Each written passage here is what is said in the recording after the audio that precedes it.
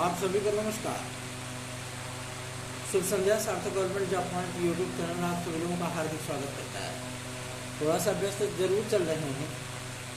आज शाम की वीडियो डालने की इच्छा नहीं थी, फिर भी इतनी महत्वपूर्ण अपडेट है कि आप सभी लोगों तक ये इन्फॉर्मेशन पहुंचा देना अत्यंत आवश्यक है। बहुत से विद्यार्थी आज समाचार पत्रों में समायोजन जैसा शब्द सुन करके बहुत ज़्यादा नर्वस फील कर रहे हैं। आज हम सभी लोग लोक सेवा आयोग और शिक्षा निदेशालय उपस्थित हुए और वहाँ पे तमाम उन बातों को हम लोगों ने कन्फर्म करने की कोशिश की कि आखिर क्या शिक्षा सेवा चयन आयोग से नई टीजीटी पीजीटी की वैकेंसी नहीं आएगी या लोक सेवा आयोग से एलटी ग्रेड जीएससी प्रवक्ता की वैकेंसी नहीं आएगी। खबरों का सारांश क्या है, ध्यानपूर्वक सुनिएगा, आपके सारे डाउट क्लियर होने वाले हैं। मैं आप सभी लोगों को हमेशा ही सत्य और महत्वपूर्ण सूचनाएं प्रदान करने की पूरी कोशिश करता हूं और आपका जो फ्रस्ट्रेशन होता है उसको भी दूर करने का पूरा प्रयत्न होता है हमारा। इसलिए सार्थक गवर्नमेंट जॉब पॉइंट केवल एक यूट्यूब चैनल नहीं है, ये आप सभी लोगों के विश्वास और भरोसे को कायम रखने वाला और उसमें सतत प्रयासरत होकर के एकाग्रचित्त होकर के आप लोगों के लिए प्रयास करने वाला एकमात्र यूट्यूब चैनल है। चलिए खबरों की शुरुआत कर लेते हैं। आज इन तमाम मुद्दों को लेकर के हम लोग लोक सेवा आयोग पहुंचे। लोक सेवा आयोग ने इस बात को एकदम स्पष्ट कर दिया है कि लगभग 543 विद्यार्थी, ठीक है ना, जो आप सभी लोगों की प्रतीक्षा सूची, समायोजन मतलब मृतक आश्रित, दुनियादारी, टोटल जो आंकड़ा बैठता है इनका 543 विद्यार्थियों का बैठता है। इनका पहले समायोजन किया जाएगा, मतलब इनका समायोजन के लिए फाइल जो है प्रेषित की जा चुकी है और इनको बहुत जल्दी नियुक्तियाँ भी मिल जाएंगी, ठीक है ना। शासन से अनुमति लेने के बाद नियुक्तियाँ दे दी जाएंगी।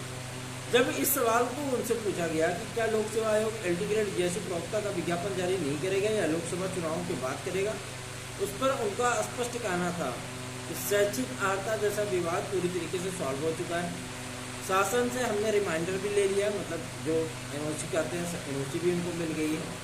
और सबसे बड़ी चीज़ ये है कि परीक्षा कैलेंडर में सारी बातों को क्लियर कर दिया जाएगा, स्पष्ट कर दिया जाएगा, पहला। दूसरा ये, आपकी वैकेंसीज आएंगी। समायोजन जैसा मुद्दा पूरे वैकेंसीज पे नहीं होता है, ठीक है ना।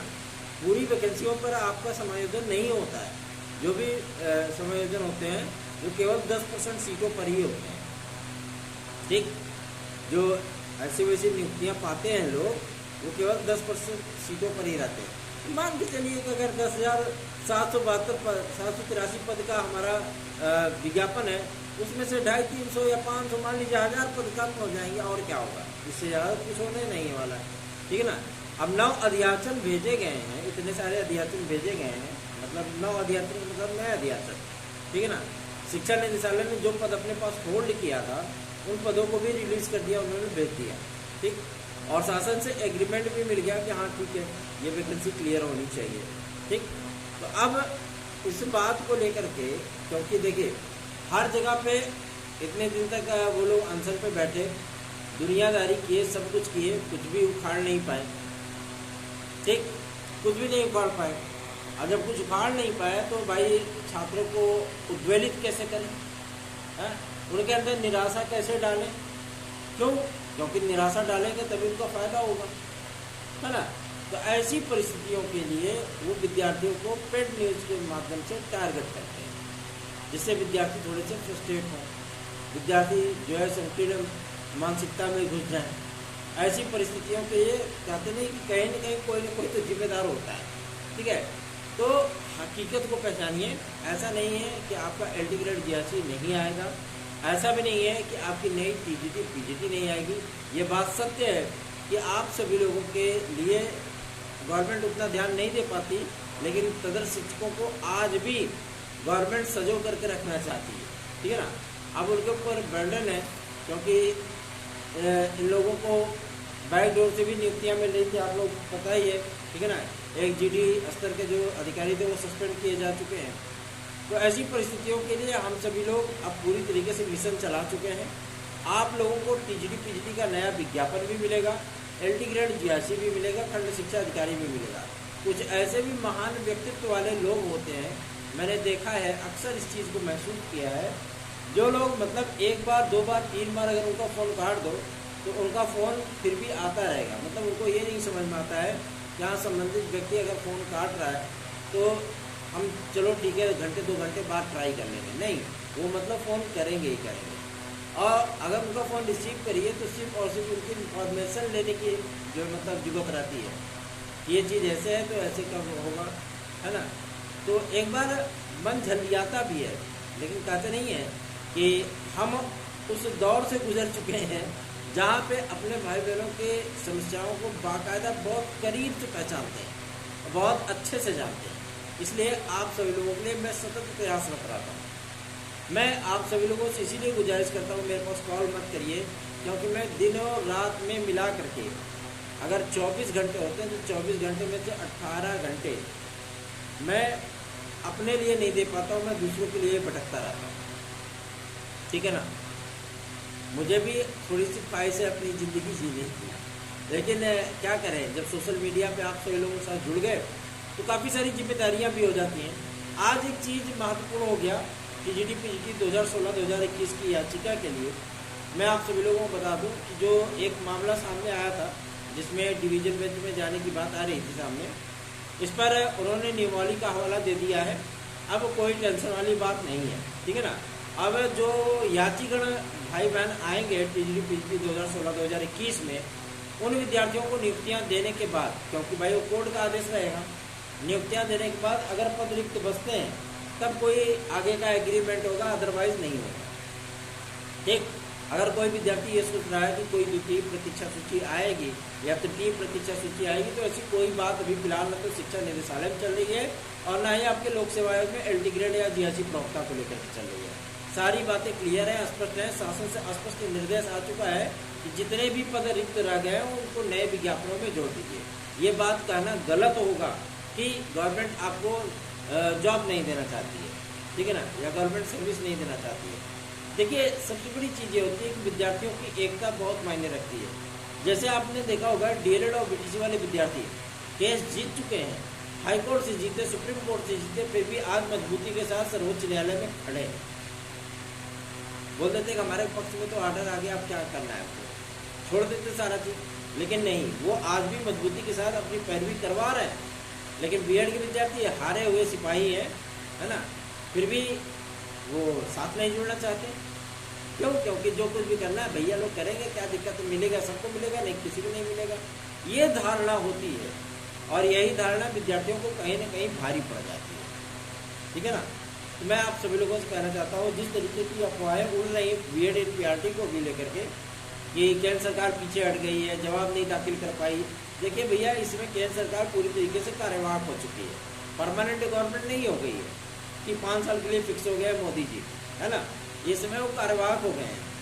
अब जब तक चुनाव हो नहीं जाता, जब तक कि सारा चीज़ फाइनल हो नहीं जाता, तब तक वो प्रधानमंत्री कहाँ है। अब इसमें वो निवर्तमान प्रधानमंत्री हैं, ठीक है ना, तो उनका वेट करना पड़ेगा। लेकिन आंकड़े मांग लिए गए MHRD और आपके MHRD और NCT के माध्यम से सारे आंकड़े दुरुस्त किए जा रहे हैं और उम्मीद की जा रही है कि सोमवार को जो सुनवाई लगी है, इस सुनवाई के दौरान ही अटॉर्नी जनरल इस चीज़ को उपस्थित कर देंगे, या अगर ऐसी कोई परिस्थितियाँ होती हैं कि वहाँ पे सुनवाई नहीं हो पाती या आंकड़े नहीं एकत्रित हो पाते हैं, इस पर डेट आगे लग जाएगी, सीधी सी बात, ठीक है ना।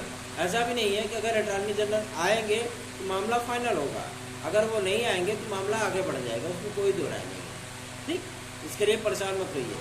बहुत से चयनित हमारे भाई बहन भी परेशान है, इतना आंसुओं के सैलाब में डूब चुके हैं भैया हम लोगों की नौकरी।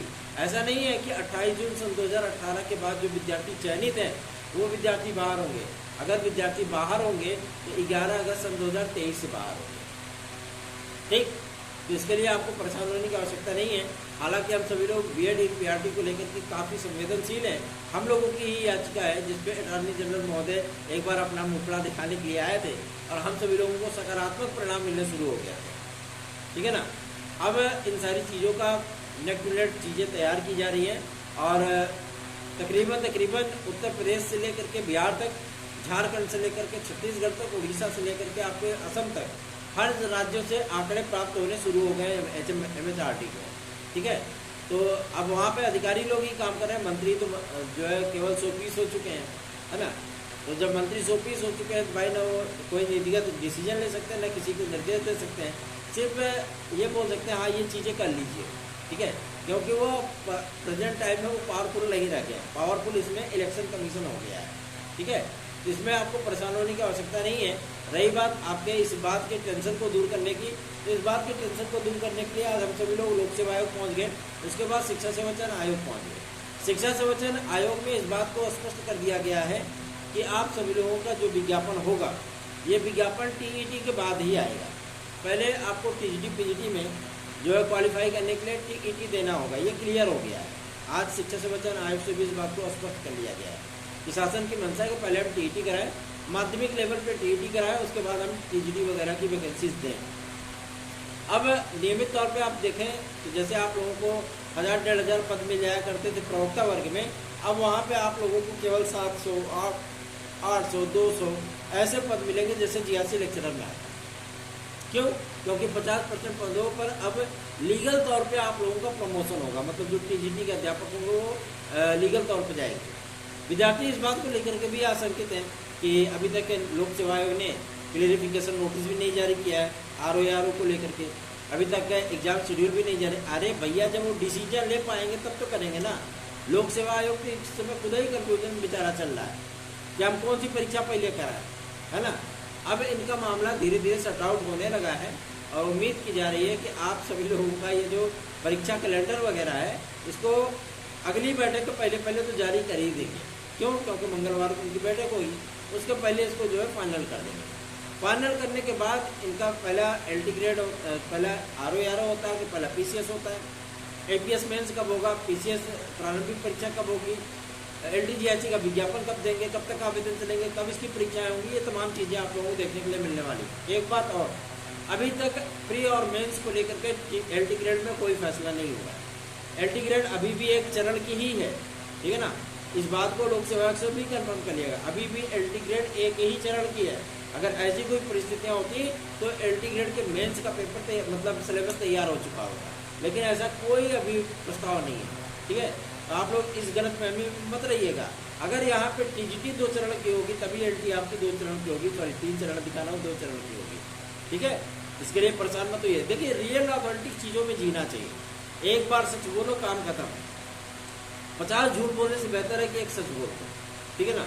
थोड़ा सा आगे सामने वाले विद्यार्थियों को थोड़ा सा दिक्कत होगी, बुरा लगेगा, लेकिन फिर बाद में वो समझ जाएंगे, ठीक है ना। और मेरे माता पिता ने हमेशा ही मुझे ये शिक्षा दी कि 1000 झूठ बोलने से बेहतर है कि आप एक बार सच बोलिए। सच बोलेंगे, सामने वाले को थोड़ी सी तकलीफ होगी, लेकिन बाद में भाई सच कड़वा होता ही है, उसको एक्सेप्ट कर लेंगे, ठीक है ना। तो आप सभी लोगों को मैं बता दूँ, आप लोग अपनी तैयारियाँ करते रहिए। टीजीटी पीजीटी 2016-2021 के विद्यार्थियों को मैं बता दूँ, आपके लगभग जो विद्यार्थी हमारे साथ जुड़े थे उनकी फाइलें कंप्लीट हो चुकी है। कल की तारीख में शेष विद्यार्थियों की फाइलें जमा हो जाएंगी। अगर कोई विद्यार्थी अब नए नहीं जुड़ पाएंगे, हमारे साथ नहीं जुड़ेंगे, मंगलवार तक हम उनका वेट करेंगे, अदरवाइज उसके बाद उनका भी मैटर फाइनल कर दिया जाएगा। फिर किसी को भी याचिका से मैं नहीं जोड़ूंगा, ठीक है ना। आप सभी लोग जुड़ना चाहते हो तो बेझिझक जुड़ जाइए, इसका लाभ आपको होगा। 97 इस व्हाट्सएप नंबर पे आप हमारे साथ आइए। बहुत से विद्यार्थी आपसे ये भी पूछते हैं, देखिए अधिकारी स्पष्ट कर दिए है, अधिकारी बोलते हैं कि हाँ एज रिलैक्सेशन मिलेगा। गवर्नमेंट अभी कोई नीतिगत मामला का फैसला नहीं ले सकती है, तो आप सभी लोगों को उम्मीदों के सहारे ही चलना पड़ेगा। क्यों? क्योंकि अगर अधिकारी हमको इस बात को मना कर चुके होते कि नहीं कोई एज रिलैक्सेशन गवर्नमेंट नहीं देगी, क्योंकि प्रस्ताव गवर्नमेंट के पास है, ना उसको उसने खारिज किया है ना तो मना किया है, ठीक है। कोर्ट अब में आपका मामला एज रिलैक्सेशन को लेकर के चल ही रहा है। 6 सप्ताह के भीतर जवाब मांगा गया था, गवर्नमेंट जवाब वहाँ पे दाखिल कर चुकी है और सूचना ये भी मिल गई है कि गवर्नमेंट आपको एज रिलैक्सेशन देना चाहती है, ठीक है।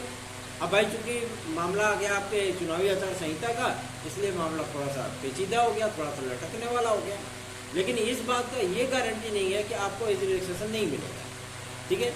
एक्स्ट्रा अटेम्प्ट आपको मिलने पूरे आसार हैं। ये बात अधिकारीगण भी कहते हैं और ये बात जनप्रतिनिधि लोग भी बोल चुके हैं।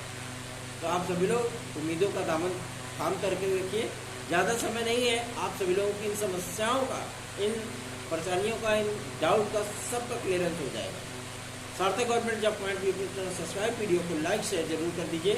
एलटीजीआईसी टीजीटी वगैरह को लेकर के बिल्कुल भी टेंशन में मत पड़िए, ठीक है ना, बिल्कुल भी मत पड़िए। आंकड़े आ चुके हैं, ज़्यादा से ज़्यादा आपके 1000 पद कटेंगे टीजीटी और एलटी वगैरह को लेकर, बाकी कोई नहीं। अगर ये विवाद नहीं आया होता आपके वेटिंग लिस्ट वाला, तो ऐसा कोई मामला सामने आता ही नहीं, ठीक है ना। ये टीजीटी में भी विवाद आ गया और आपके एलटी ग्रेड में भी विवाद आ गया। भाई अब जो भी याचिकाएँ हैं उनमें जो याचिका भाई बंद जुड़े हैं उनकी नियुक्तियाँ तो होनी ही होनी है, ठीक है। तो आप सभी लोगों को इसमें चिंतित होने की आवश्यकता नहीं है, निश्चिंत रहें, बेफिक्र रहें। चैनल को सब्सक्राइब न किया सब्सक्राइब कर लें, वीडियो को लाइक शेयर जरूर कर दें। आप सभी लोगों के लिए हमेशा ही हर मुद्दे पे, छोटे छोटे मुद्दों पर भी हम फोकस करते हैं, तो जाहिर सी बात है आप सभी लोगों का सपोर्ट बहुत मायने रखता है। धन्यवाद, शुभ रात्रि।